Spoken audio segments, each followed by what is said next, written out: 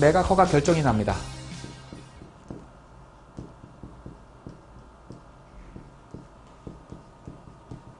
일주일 후에. 매각 허가 결정이라는 건 뭐 팔아놓고 무슨 허가 결정을 또 하느냐. 일단 최고가 매수 신고인이 나왔고요. 그 다음에 일주일 동안 법원은 여기서부터 다시 한번 리뷰를 합니다. 봐가지고 우리가 경매를 진행하는 데 있어서 절차상 뭔가 빠뜨린 건 없나? 경매를 진행하면 안 되는 사건을 간과하고 그냥 경매를 진행한 건 아닌가? 이거를 다시 한번 법원에서 살펴보고요. 또 요 사이에 요 날 입찰 당일날 누구한테 최고가 매수 신고인 지정을 했는데 이 사건의 이해관계인들이 이건 문제 있습니다 해가지고 이의 신청 또는 매각 허가 결정 내지 말고 매각 불허가 결정을 해주세요 라고 신청서를 제출할 수 있습니다. 예를 들어서 입찰 자격이 없는 사람이 입찰을 받았다든가. 입찰 자격이 없는 사람 누가 있을 수 있을까요? 채무 당사자. 채무 당사자는 입찰 자격이 없죠.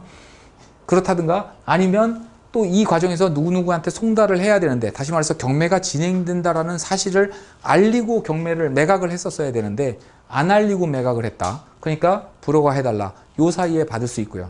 그러니까 결국에는 법원이 자체적으로 리뷰도 하고 또 이해관계인의 의견도 듣고 하는 때가 일주일간 시간을 두는 겁니다. 우리 앞에서 특별매각 조건으로 농지증 요때까지 제출을 해야 되는 거고요.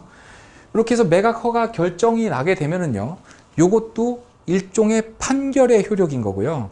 모든 판결에는, 법원의 결정에는 불복 절차라는 것이 있죠. 법원이 이렇게 결정을 했는데 나 거기 동의 못합니다.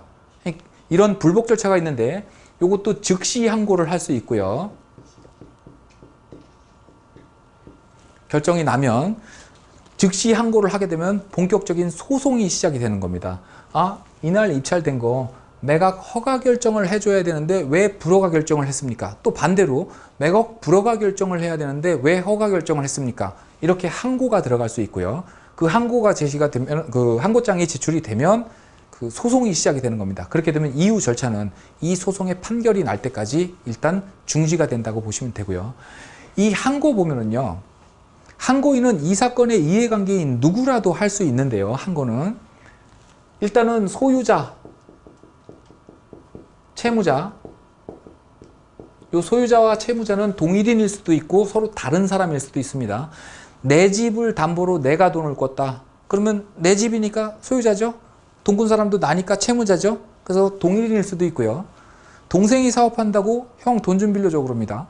근데 나는 돈은 없고 가진 건 집 한 채밖에 없으니까 내가 은행에다 이걸 담보로 제공해 줄 테니까 네가 돈 꿔.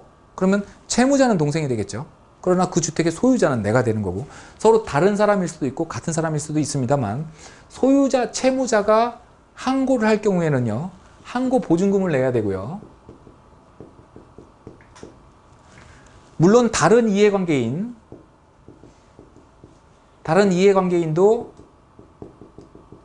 항고 보증금은 내야 되는데요. 이 처분의 차이가 있습니다.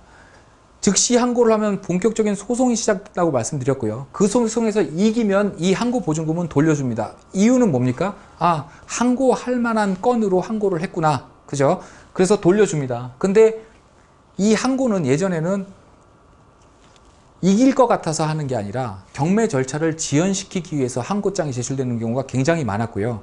그렇게 하지 말라는 취지에서 항고보증금이라는 제도를 만들었고요. 항고보증금을 제출을 하고 항고를 했는데 자기가 지면 몰취를 하는데, 소유자, 채무자가 낸 항고보증금은 100% 몰취를 하고요.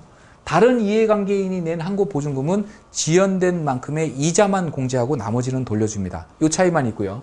어찌됐든 항고보증금은 누구나 다 내야 되는 거고, 이것 때문에 항고 건수가 굉장히 많이 줄었습니다. 이것도 2002년도에 법이 개정된 건데요.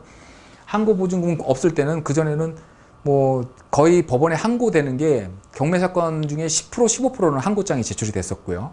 거기서 승소 확률은 1%도 채 안 됐습니다. 다 절차 지연이 목적이었으니까. 근데 굉장히 법이 이렇게 개정되고 나서는 항고장 제출되는 사건이 굉장히 줄었고 승률도 높아졌습니다. 돈 걸고 하는 거니까 이길 수 있는 것만 하겠죠. 이걸로 인해서 많이 절차가 간소해졌다, 이렇게 보시면 되고요. 요 항고는 언제까지 하냐면 일주일, 제출할 수 있는 기간은 일주일이고요. 일주일이 지나면 허가 결정에 대한 확정이 납니다. 14일 후가 되겠죠. 일주일 동안 시간을 주니까. 이렇게 확정이 나면은 일단 현실적으로 경매 절차를 뒤집을 수 있는 방법은 없다라고 보시는 경우가 보시는 게 맞고요. 이렇게 확정이 나면 법원은 3일 안에 잔금 기한을 정해줍니다. 언제까지 잔금을 내라라고. 그 3일 안에 내라는 게 아니라 기한을 정하는 기간이 3일이고 보통 4주 정도를 줍니다. 이것도 예전에는 기일이었기 때문에 딱 그날 하루에만 낼 수가 있었는데 지금은 기한으로 바뀌어서 잔금 기한이 결정된 날로부터 그 기한까지 아무 때나 내가 가서 그 잔금을 납부할 수가 있습니다. 근데 가급적이면 잔금은 빨리 납부하는 게 좋은 게요. 잔금을 납부를 해야 소유권이 나한테 넘어오는 거고 그래야 비로소 거기 먼저 살던 임차인이거나 소유자 그 사람한테 내 집에서 나가 할 수 있는 겁니다.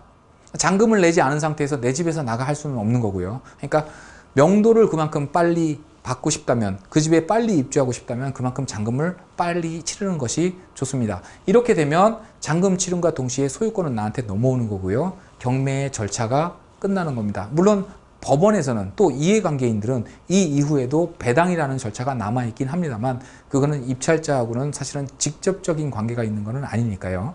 그거는 나중에 또 기회가 되면 다시 한번 살펴보도록 하고요. 입찰자 입장에서는 이런 식으로 절차가 진행된다. 그래서 소유권을 취득한다 라고 보시면 됩니다.